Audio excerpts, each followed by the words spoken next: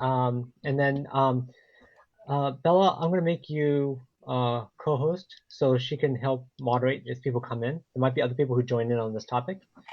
And yeah, we're basically live now. So just a quick introduction. I know some of you guys we've talked before, but I'm on the City Council for Palo Alto, Great Tanaka. And I don't know if we want to just do a quick round of introduction and then we can get into the topic. So maybe Giselle, do you want to start first? Just quickly. Sure. I'm a Palo Alto mom. I have 2 kids at Pali and a third who went to Pali, and I'm concerned about vaping for our teens and its effect on their health and access to vaping. Thank you. Joining us. Okay, how about you, Bonnie? Hi, I'm Bonnie Halpern-Felsher, and I'm a professor at Stanford University. I'm a developmental psychologist with additional training in adolescent health. And we'll talk more, but adolescent risk behavior as a whole has been the topic of my research for 25 years, and particularly vaping over the last 10 years or 8 to 10 years that we've been concerned about this behavior. So so thank you for taking the time to meet with me. After intros, I'll give a little more information. Okay, great. It's you have a very impressive background, so thank you for joining us. Oh gosh, thank you. Well, I mean, on this topic, you sound like you know a lot. Okay. And she's actually selling herself short because she was testifying to Congress last fall on this topic. She's she's very renowned in this field. Wow. Okay, I feel even more honored. Thank you for joining us. No problem. Thank you. And Tricia, do you want to give a? I'm Tricia Barr. I'm a PTA member advocate, and so I've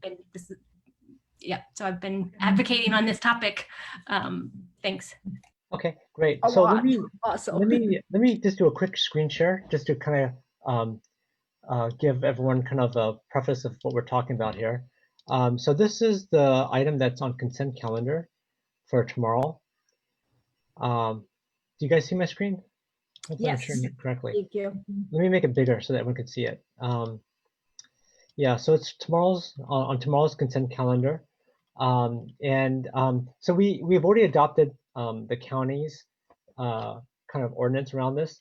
And what this one is doing, as you can see here, is it's changing a bit. So I don't want to read it because we don't have that much time, but I'd love to get people's thoughts on it. So I'll just kind of scroll here so you can see what it says. I don't know if all of you have seen this before. Let me try to make it bigger here. Yeah, we have. Thank you. And if I may, to give a little background. Sure. And I thought I would give the global background, and then Tricia and others can chime in more with respect to Palo Alto. So coincidentally, to be honest, I had heard you at the panel, the vaping panel that happened the other day, and was listening in. And when I heard you mention the fact that you were hearing further, sorry, I'm hearing a little feedback. As long as you can hear me okay. Okay, thank you. And you had mentioned something to the effect of that Palo Alto supports vape shops and smoke shops and other retail shops not selling flavored tobacco products in line with the information being discussed on the other day. But then you had mentioned something about adult shops, and my 20-year-old was listening with me, and I said, well, wait a second, did I hear that right? And so that's why I had reached out to you. Didn't even know, to be honest, at the time that Monday was tomorrow was going to be this additional piece of the council meeting. And then coincidentally, Tricia and I, who have been working sort of as a pair throughout the county and California as a whole with some of this legislation, happened to talk over the last day and a half, and coincidentally, this was happening. So that's where I came. So the reason why this concerned me, and when I sent that email to you, is, and this is based on my research. So I'm a researcher. I also am a prevention person and an advocate, do a lot of advocacy work across the state, and as Tricia sweetly said, across the country and at the federal level. We know that you are predominantly purchasing e-cigarettes and other tobacco products from vape shops, retail shops. We know that they're predominantly using flavors. That's the reason why they start most of this flavors mask the taste of tobacco, make them feel like what they're using is not harmful. That's how it's advertised. And at the end of this, please let me know. I can send you a huge care package of any data or information and publications that you would like, including some testimony that we've done. But, and that there has been a loophole that we're very concerned about with calling that, saying that it's okay to have the sales of these products in adult shops. And the reason why I'm concerned about that is we have numerous accounts, both in research, but also, to be honest, just being told by adolescents and police officers and others who are trying to police these shops, that they're not checking IDs. In fact, a lot of shops and a lot of even adults in general don't realize that the age now for purchasing tobacco in California and across the country is 21. A lot of people still think it's 18. And even there, I've been told, because people come report this to me, that there are 17-year-olds, 18-year-olds able, 16-year-olds able to purchase. That's my big concern right now, is that, you know, and then the other concern is right now, any loophole is a problem. We know at the federal level, and then I'll let others chime in, but at the federal level, the flavor bans that are supposedly going into effect are really not bans, for one thing, and it's really only looking at the closed systems like Juul, and only non-menthol and non-tobacco. And what we're seeing is that youth are just switching over to menthol. And then we're also seeing is that they are the other products like Soren, Puff Bar, which is the latest disposable product, any e-cigarette or tobacco product that does not fall into what's called closed system are being exempted right now. So if we add that additional exemption of adult only stores, we're really allowing young people to be able to purchase these products pretty easily. Can you, just because there's some terminology I'm not sure everyone's familiar with, do you want to explain what closed system means? Sure. And let me actually see if I'm allowed. I can share a screen. Sure, you can share your screen. Let me see if I can grab this while we're talking. But a closed system is basically, let's see, here we go. And Trisha, I have a bunch of other ones, but Trisha just reminded me of this slide. So shout out to Trisha for this. So. Oh, I don't think you're sharing your screen yet. No, oh yeah, you're just trying to. Okay, yeah, I see it. Okay, so let me come up. So a closed system is a Juul, for example, or a Soren like this, where it uses, you can put a pod in there, or the little device, the little flavored part gets put into it, a little capsule, but it's not refillable. A closed system is you just buy the e-cigarette device, and you don't add anything to it, even though you can. So a Juul, for example, would be a closed system. These right here are all open systems, like a Soren. It has, if you can see my cursor moving, it has this little black pod, but you can refill it. You can add more e-liquid, the juice, which contains the chemicals and the flavorants and the nicotine. You can add to that. These are exempt right now from the federal ban, as are these. And these products actually, particularly these Puff Bars, I actually was in the news a few months ago on this and took a picture of all the products a school in the Bay Area gave me that they confiscated. And about 90% of them more recently are these Puff Bars right here. And these are single use, not necessarily all one time, but the idea is that they're disposable. As soon as you're done, you throw them out. So these are not considered to be closed systems. They're disposables, and they are exempt as well. So this is why we're so concerned. Is it's nice in terms of Juul, that is the product that started all this with young people predominantly, but that's not the product that most teens are using right now. And we're just adding exemption onto exemption, and it's way too easy for teens to get past it and be able to use these products. Okay, well, great. Thank you for explaining. So I'd love to hear Trisha and Giselle, your perspectives on this. Yeah, absolutely. And I know that just really quick, I know that Jade Chow is trying to get in as well. I don't know that she was. Is she listed as president? Maybe, I don't know. Yes, that's probably her. She might be in a little waiting room. Okay, I just admitted her, but I think she dropped, unfortunately. Actually, keep going, Trisha. I'll tell her to come back. She's back. Oh, there she is. Okay. Hi, Jade. So Hi, Jade. what I was going to say, Greg, is that, I know in December, the direction that you guys gave to to staff was to mirror the county's ordinance as much as possible without exemptions. And what, that, unless I missed a meeting, what came back was actually a different direction. And that is one that does not mirror the county's ordinance. And instead it does have these exemptions for adult only shops. And it would be very easy I can even send you something that shows which sections would need to be deleted so that it could mirror the county guidance. Because otherwise, the county will not do the permitting and the enforcement of this updated ordinance. Okay, I didn't realize. I thought the only differences was what's proposed tomorrow. I thought right now the ordinance is pretty much mirroring the county, except for we're also looking at the demand side, so there's a little bit of work for the staff to do, and then also this new proposal here, which is to exempt the 5 adult-only stores. But you're saying there's more changes, there's more differences than that?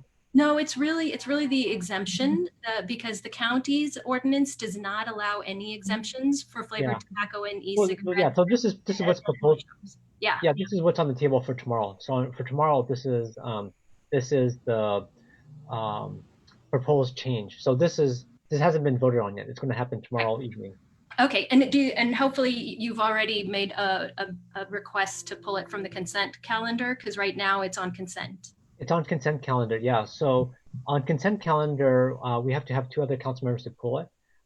So definitely one reason why we're having this office hour topic is because I'm a parent and I'm very concerned about this topic. So this is actually the second office hours I've held on this topic, and but I haven't tried to talk to my fellow colleagues yet on this topic. So and so whether it gets pulled or not, we have to see if there's enough votes tomorrow to pull it. Yes.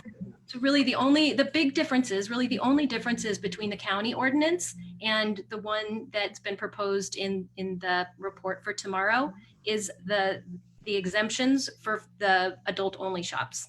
Okay. And the only other thing is that the county ordinance says that they'll do youth tobacco monitoring twice a year, and the city one says once a year. So those are really the only differences. And if you guys close those loopholes, it'll mirror the county's ordinance, and they'll manage the permitting and enforcement. Okay. Well, I didn't realize that we're only going to do once a year. Twice a year sounds better. So why? I didn't catch that. So why did they mention why only once a year versus twice a year? No, I did a compare doc between the county doc and the one that is in the proposal for tomorrow.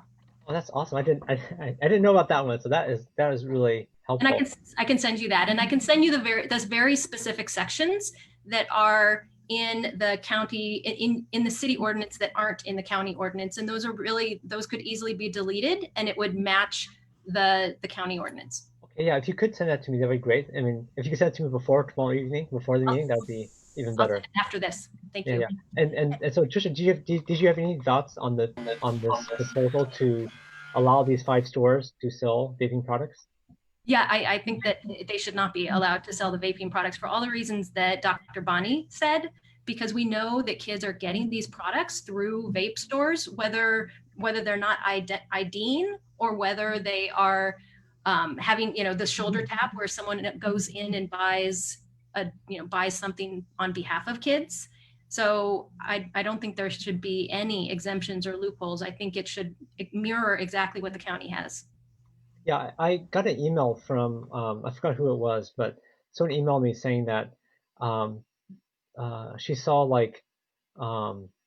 teenagers in the alley, and they were asking pacifiers to go into the store and buy vaping products for them. Right. Yeah, so that wow, that's kind of concerning.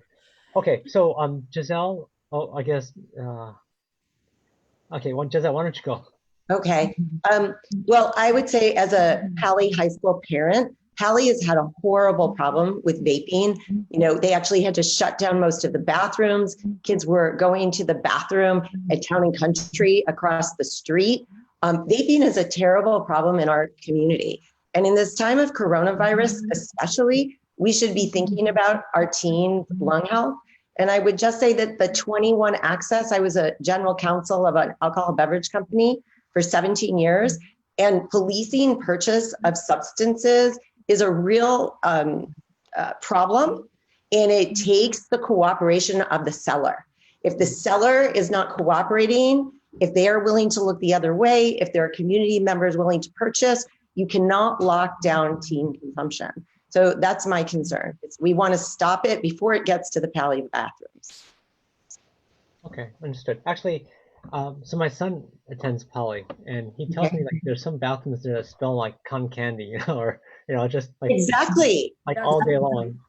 Yeah, and and it seems like and I don't know how much of this is true or exaggerated, but it sounds like that vaping is pretty common. It's not exaggerated. I mean, it's a real problem at Pali. Pali has the right to enforce with suspension or something like that, but they haven't done it because they feel like it's unfair. And so we have a real enforcement problem in our community. You know, if teens are vaping in the bathrooms of a public high school and it's not enforced, how can we expect vape shops to do their part? So yeah, and I know that that's something you brought up before, Greg, and I'm glad that the ordinance that it pointed out in the staff report that it's against the law to go after youth possession, and that really the focus should be on retailers. So I was glad to see that in the staff report. I completely agree. And I will tell you from the perspective of my own research and what our lab does, and Greg, if I may call you Greg. Oh yeah, sorry. Yeah, no problem. Okay, thank you. Only because I'm horrible with names. Well, this is what I like to do. It has everyone's name there, right? Yeah, I know, it's true. I like that. What was mentioned at the vaping webinar was the tobacco prevention toolkit. You may recall that came up a couple times. That's something that I founded. So, oh, wow. Okay. So we, in fact, I jokingly screamed in my kitchen, "Yay!" That got mentioned. So we actually, and just also, we actually also blame the retailers, and to be honest, we also blame the manufacturers and the marketing they've done, and really have a whole curriculum to help young people who are caught vaping, to help them move towards quit. And we did that because these products are so easy to get and full of flavors, and they're the equivalent, the amount of nicotine that you actually will find in almost 2 packs of cigarettes. A lot of people tell you 1 pack, it's not, it's closer to 2 packs of cigarettes worth. And so really what you're finding is a group of young people who are kind of duped into using these products, don't realize what's behind it, and then they're just simply addicted. And if we can reduce the sale, the flavor, and really the enforcement at that level, and really just not allow it to be sold in shops, regardless of the type of shops, because of the loophole, we're going to significantly reduce the number of young people who start using these products. And that's the bottom line, and where we need to really be strict about it.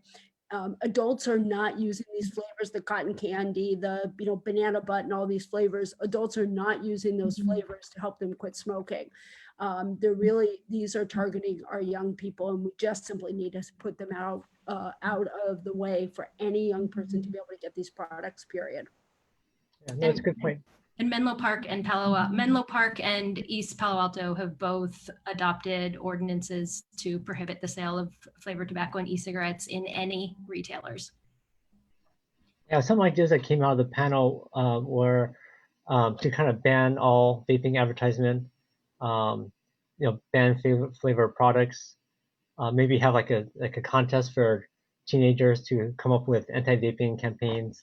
Yeah, Jade's been working on a lot of that. Yeah, so these were some of the ideas that came out of the vaping panel, and one of them that people have been pushing for also is to either ban vaping in public for everyone, or at least for minors.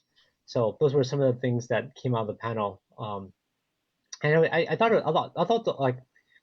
I think a lot of this good discussion and ideas came out of that. So I'm glad that people were able to participate.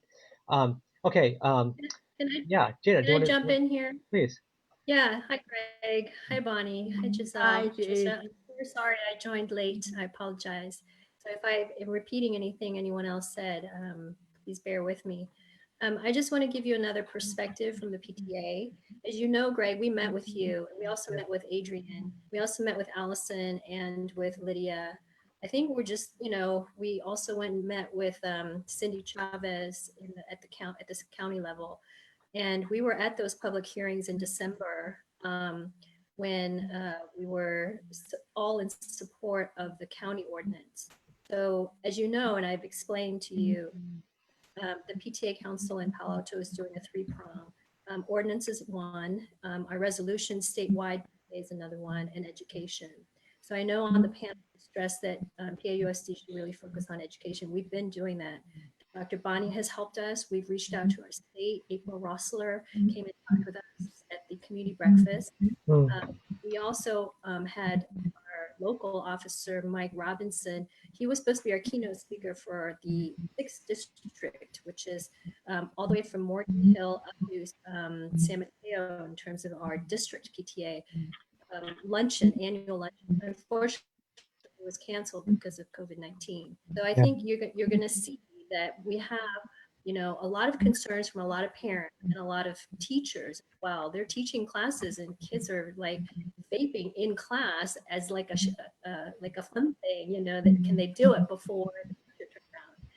And I think part of it is just being teens, and part of it is the deceptive advertising, which we've addressed in our resolution. Our resolution is on track to be approved this month. And once that's approved statewide, people talking to their local legislators, just like yourself, saying that this is not a good thing for hooking a new generation of kids, right? I mean, as it is, we don't have healthcare dollars. And if you're looking into the future where this is borrowing from future healthcare dollars, that's not a good thing. Not to mention it's just bad for, right? Your thing is a little bit choppy, so your voice is a little bit. How about now? It's a little bit choppy. But I think I got the message, but I don't know if other people could hear you, but it was a little bit choppy. But we did hear you, Jade. So I think it's good. I'll move around a little bit. Maybe. So education-wise, our students have really taken lead. They made a banner that said, "You lied, no," and that banner was strung across the bridge at Embarcadero. And so they know, at least this group of students who were onto it since the Instagram flooding of influencer ads, they know, right? So I urge you not to let go now, because so much work has gone into it up until the point. But for the COVID-19, everybody got a new direction of emphasis, which is totally understandable, and we support that. We just want to point out COVID-19 actually draws out the negativeness of vaping. I mean, this is a lung thing, and COVID-19 is a lung thing. And so kids who would have otherwise survived a COVID-19 infection would die, or would need to, crowd into a hospital and use the ICU in the facility there when it could be used by another more elderly person. We don't want that. We don't want that across the country. Definitely don't want that in Palo Alto. Luckily, and I really applaud our residents for locking ourselves down to flatten the curve. We're really grateful that we haven't had that surge in our hospital. I know this because my husband's at Stanford. He was in the weeks on duty, and we did a good job. But we don't want, a city ordinance that, because of the timing of COVID-19, to then sort of backtrack where we were in terms of, preventing our teens from getting the access. I know on your panel you said there isn't much that you can do for the demand and supply side of things, but I think there are. I mean, you're sending a clear message, a clear signal if you say, no, we don't want this in our city. And other cities around you have done it. Our county has done it. So you're not like, a sore thumb sticking out there that you would be called on. In fact, you would be applauded for what you do, right? So I urge followed. you, and followed. Exactly. I'll just pick up on that for a second, Jade, and I'll let you continue, which is, Greg, the reason we spoke last time, and it won't go there, was the face masks in Palo Alto. And then the clear message I heard was Palo Alto was going to follow the county, right? Palo Alto wasn't going to buck the trend. And so here, I think this group of really involved women, so I've just been in the background writing my principle, and they've been pushing this forward. Now they're saying, follow the county. So I feel like, gosh, let's stick with one philosophy. If we're following the county, let's follow the county. Sure. Yeah. It's a very strong ordinance. First of all, I just wanted to thank thank you all of you actually for the work on vaping, because I do think it's a big problem and it's a growing problem, and so I think the steps that have been taken have actually are good ones.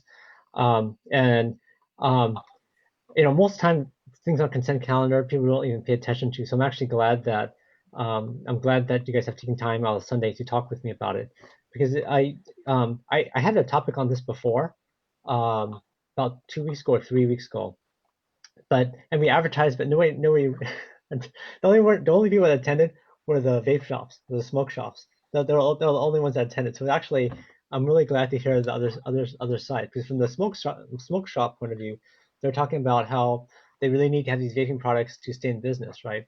And that how careful they are about screening to make sure that everyone's like 21 and older, right? And I was kind of bummed out because there wasn't much. We didn't get that many people who were interested in talking about it from the other point of view, right? So today is actually a great day to actually hear the other perspectives, because I do think it's dangerous.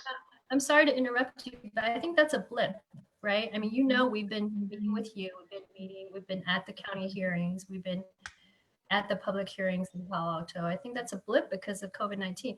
Honestly, a lot of our parents are struggling right now in their homes, trying to raise their own family, or trying to cook. Like, I can't believe how many loads of laundry I've had to do, since COVID started. And we're working from home, Zooming. My butt's like sore sitting in so many Zoom meetings. So that's a blip. That didn't mean that we didn't care anymore. That's a blip. So I hope, that you will get the other side, and you have gotten the other side of the story in that. No, I was just surprised that there weren't more. I was just surprised. Sorry to cut you off. I was just surprised there weren't more. It wasn't more outcry over this topic. So I'm actually glad that I'm hearing it. Sorry, Bonnie, were you going to say something? Oh, I was just, yeah, and thank you, Jay, for raising that too. Yeah, I was going to say that there's absolutely no evidence that pulling these flavors overall are going to hurt sales and going to hurt stores, because first of all, they shouldn't be selling these products to adults, so that's a different story, but should not be selling them to anybody under 21 anyway. They should not be making their money that way. And in terms of the flavors, again, if somebody's using them for the right reason, which is to try to help them quit smoking, and there isn't even good evidence for that, but if that's the argument, they can do so with adult over 21 and over menthol, and we don't need to be putting in these other flavors. So the idea that this may hurt their sales is an absolute misnomer and absolutely wrong to feel that way. And Jay was able to collect some data, and we can find you some more if need be, but just know, from a scientist perspective, which I am, there's absolutely no data. And if anything, if you keep these shops legitimate and keep them licensed and strict from 21 and over, people are still going to get just as many sales. That was the fear many years ago. Again, I've been doing tobacco control for 25 years, when we had smoke-free shops and smoke-free bars, and everybody said nobody's going to come into it, and that's not true. People came in more. So we're not going to be hurting businesses. Instead, businesses are hurting our kids. And I should have said I'm also a parent. So, can I share screen with you? I just want to see. Yeah, I want you to see sure. I was able to find it very quickly, so I'd like to share that with you. Hold on, please. Sure. And the other thing I wanted to mention while she's pulling that up is that San Francisco, they passed an ordinance and they banned flavored tobacco from all stores, and they've had no evidence that any stores, well, I should say they don't have any evidence. None of the stores have closed because of banning this. Instead, they've adjusted. And that's what the 5 stores in Palo Alto would do. For many of those stores were already in business before e-cigarettes were even a thing. So the assertion in the staff report that says that they would close, I don't buy it. They were already in business before flavored tobacco and e-cigarettes were even in market. Right. Yeah. Right. And can you guys see it? Can you see it on the screen? Yep. And we're talking, and I should clarify, not just e-cigarettes, but any tobacco, any flavored tobacco. We still worry about chew, we worry about hookah, we worry about cigars and cigarillos they are getting their hands on. So it's really any flavored tobacco, e-cigarettes being just one piece of that. Okay. Are you guys able to see the screen? Yeah. Right now? Okay, so this was the banner that the students created at Cali. And you see in the middle, there's an artwork of a lung. I'm sorry, this is not the best, clearest image. And then there's flowers coming out of the lungs, and the side of the lung that doesn't have the healthy oxygen, because is It's cutting out, Jade. Yeah, sorry, Jade. It's a sunflower on this side and then on this side too. Yeah. So how about now? Can you guys hear? See? Yeah, we can hear you. It's just really choppy Okay, for some perfect. reason. So I was just describing this artwork. This is actually, I'm sorry. How about now? Better? Yeah. We heard the sunflower, we heard the lung with oxygen and without. Right, and then you'll see on the top, those are all the flavors. I'm sorry, it's not very clear. I'll make it smaller. I'll read it to you. It says cotton on here. It says pina colada, berry, and then cotton candy. So they're aware of the flavors as well. And then the bottom yellow banner here, it says they lied, we know. So I think there is deception here, and the kids are onto it. These were made by seniors. And the seniors are graduating. And so we've got the juniors and the sophomores coming up. And they are under a lot of stress right now. This thing that we don't want them to do is use the vape or go to some other addictive product during this very difficult time because it's widely available. We don't want that at all. I'll stop sharing my screen now. Okay, great. Thank you, Jane. I really appreciate it. In this proposed ordinance, there's 3 parts to it, right? Actually, maybe I'll share my screen this time so everyone can see this.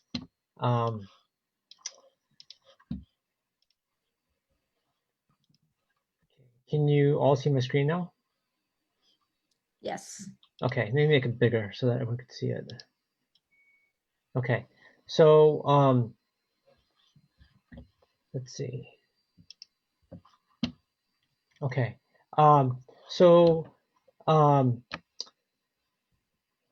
so I think it sounds like you guys would be in favor of restricting flavored electronic tobacco products, right? But not this part, right? Correct.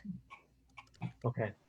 And the feeling is that there's like teenagers would ask other people to buy, people who walk by to buy the products for them, and so it's hard to actually enforce, right? That's kind of like the main thing. And they're not always IDing. I mean, and we've got state data, we have local data to show this. I know there was some anecdotal information shared in the report, but we also have data from the California Student Tobacco Survey that's specific to Santa Clara County that has that. I don't have it right in front of me, but it's like 64% of kids who are buying these products are getting them from vape shops. And I'll get you that exact number in the exact slide. But that's where they're getting them from. So by not closing that loophole, it's leaving So the since you biggest have it channel on for them. screen, sorry, go ahead, Jane. go ahead.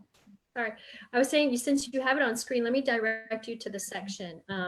If you can get to section 4.64.030, and then it's paragraph I for Which page, do you know? It's page 20.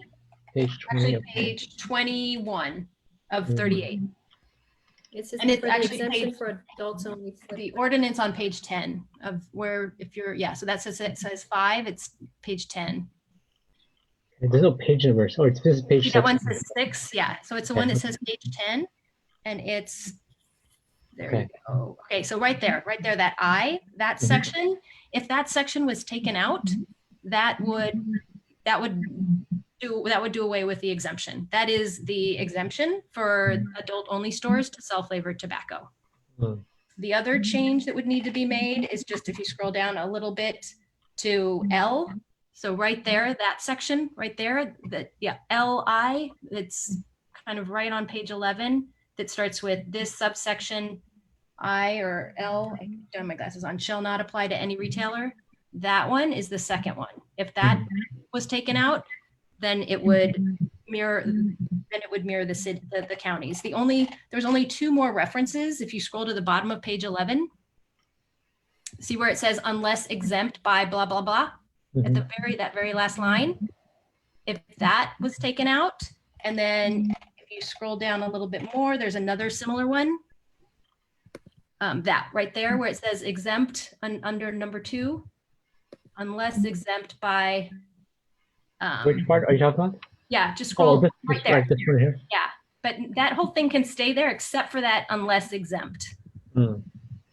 That unless exempt portion is the portion that is not in the county ordinance, because that's the loophole. And then the only other difference is if you scroll down to page 15, right there, up a little bit more, under section A is where, see where it says once per 12-month period? In the county ordinance, this is where it says twice per 12-month Oh, period. okay. I wish they provided a red line to this. I would have missed that. Yeah. So thank you. I just sent you by email all those sections you just mentioned. I just sent it to you by email, so you have it in one place. That's perfect. I really appreciate that. Thank you. Did you guys all have a chance to look at the other parts of this and do you guys have any other feelings or thoughts on some of the other things that staff's talking about here? The one thing that jumped out at me was the hookah, and I didn't understand why it was in here because, you know, the definition that's in here Which for page? adult-only Which page? shops. Sorry, which page? Okay, so I guess there's a couple places on page.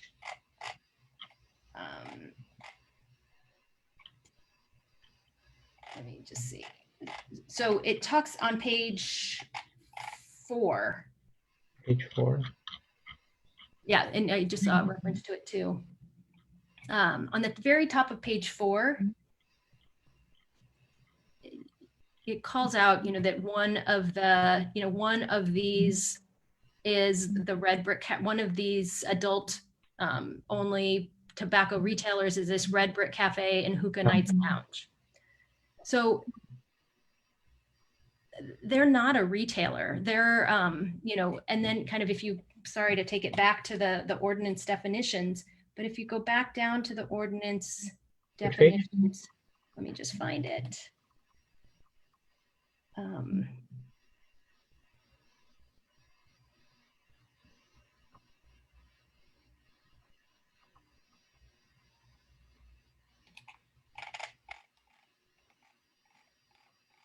Okay, to page 9 of the ordinance.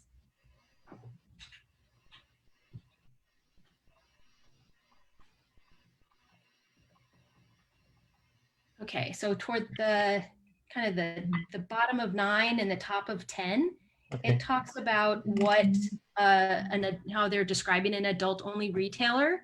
And if you look at, you know, 1 and 2, it's okay, that's probably Hookah Lounge, but then number 4 there, Roman numeral 4, does not sell alcoholic beverages or food for consumption on premises.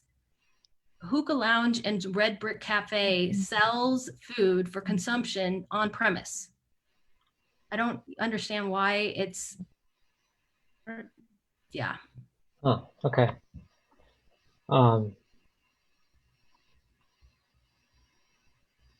Yeah, okay. So that I just don't even understand why that would be in here, and why, again, that would be, you know, why would the city be trying to, I mean, I guess there's a couple of things. I mean, okay, COVID-19, why would we want people to be sharing pipes and not understand how those are being disinfected? So that's one.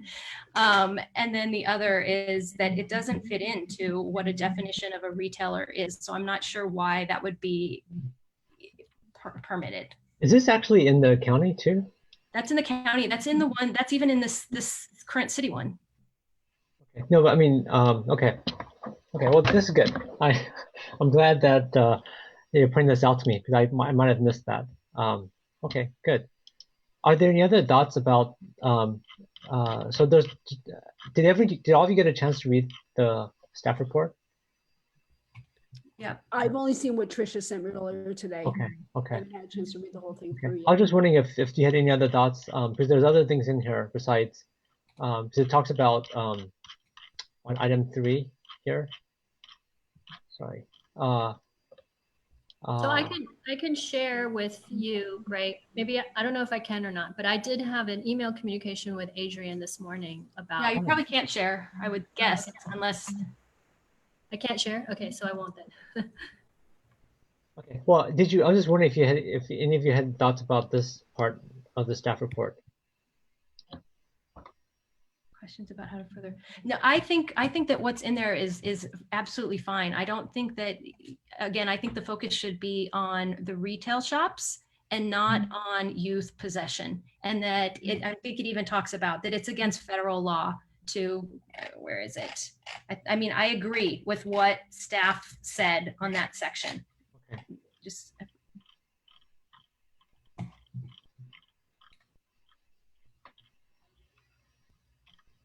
I did have questions about, when it talks about the compliance checks, it doesn't talk about which retailers were caught selling to youth. It says that some were, but it doesn't say which. It doesn't say whether those were these adult only shops.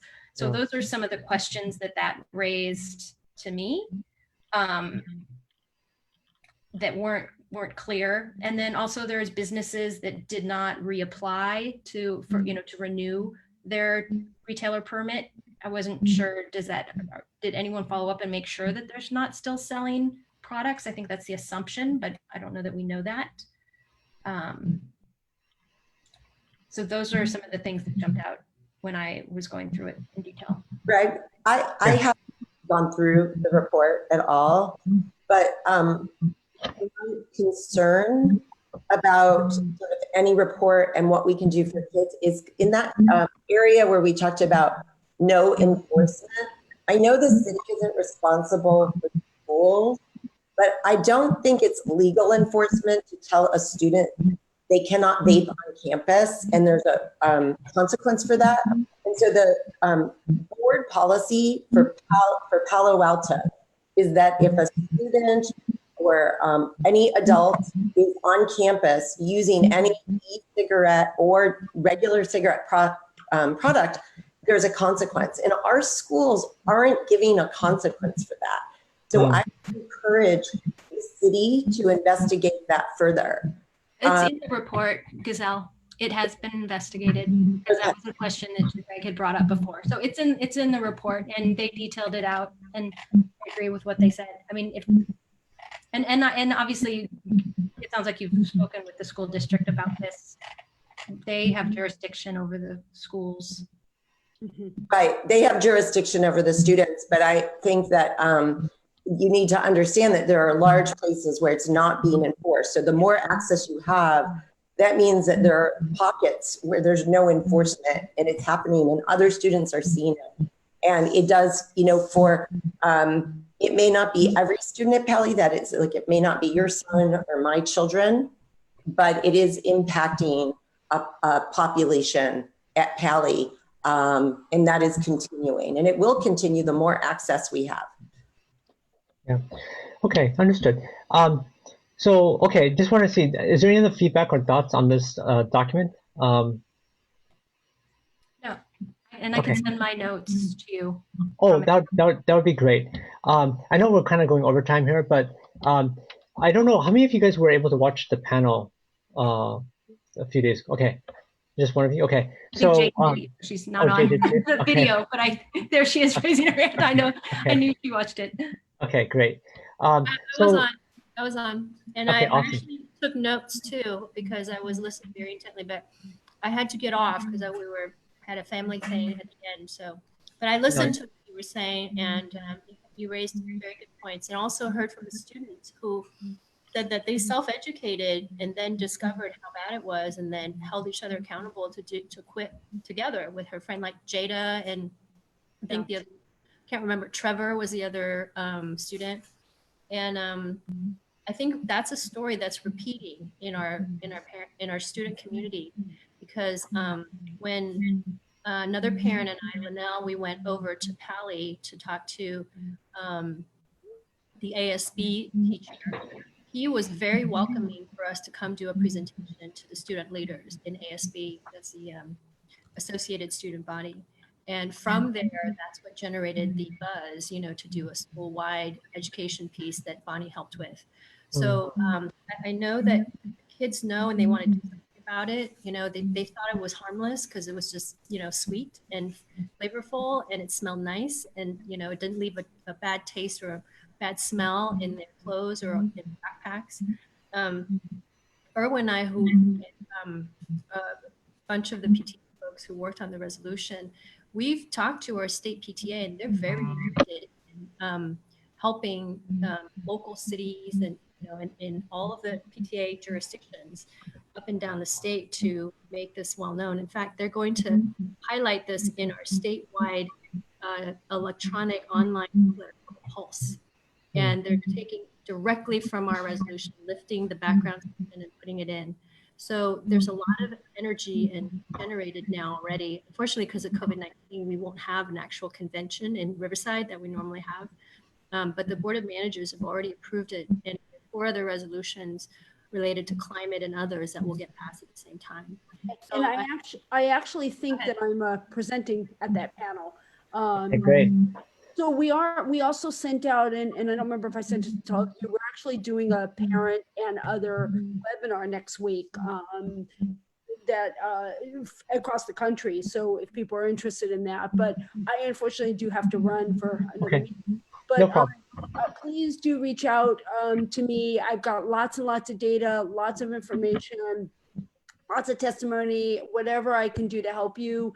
The rest of the people know that, well, Giselle, we only met today, but Jade introduced me well. If there's anything that I can do to help, both research or prevention or cessation, we're also building a lot more cessation materials and things, just let us know. Well, I mean, one thing that I know you got to run. We're going overtime here, but there was a lot of really good ideas on the panel. So one was banning all vaping advertisement in the city, right? One was having actually having anti-vaping ads, maybe something designed by teens. One was banning vaping in public, or at least vaping in public by minors. So I love actually feedback from anyone, all of you guys, in terms of what are these good ideas, not good ideas, how they've been done in other cities and how effective it's been. They're good. I mean, the advertisements, because I do a lot of that at the federal level as well, you have to be careful because of, our help the amendment, one constitutional, our rights in terms of that. But there are certain things that cannot be said, like if you're outright lying, misleading, or harming people. So there are things that can go down that road that I've been working with. I actually met with some people at the Federal Trade Commission around that. So there are things that can be done, but we have to be a little bit more careful. I think that the idea of them wanting to do some anti-vaping things, Jade, we've talked about this and some of the others.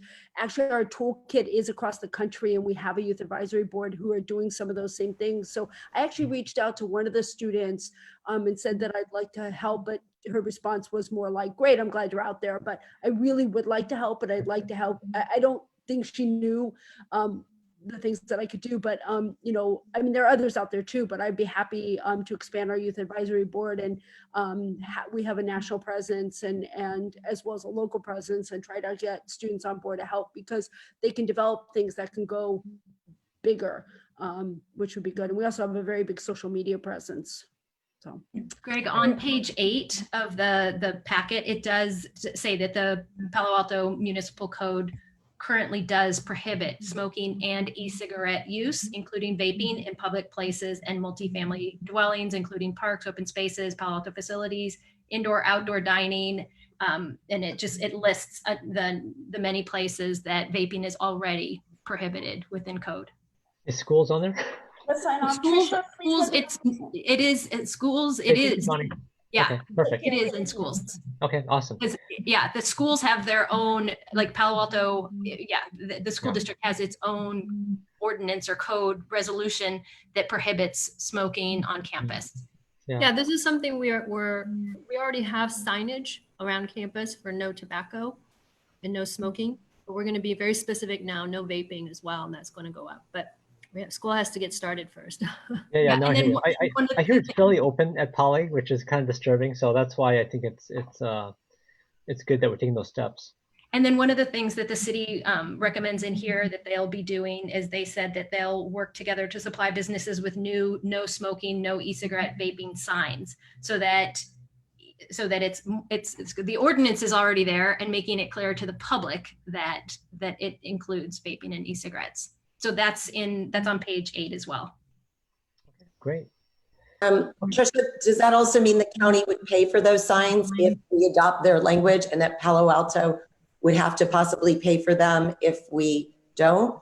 Or how will that work if we don't adopt their language? Yeah, I don't know. I mean, what I do know, if the city does not adopt the county's language, because I asked them and they said they would not do enforcement or permitting. So it's like now we know which little bits need to be taken out, those loopholes.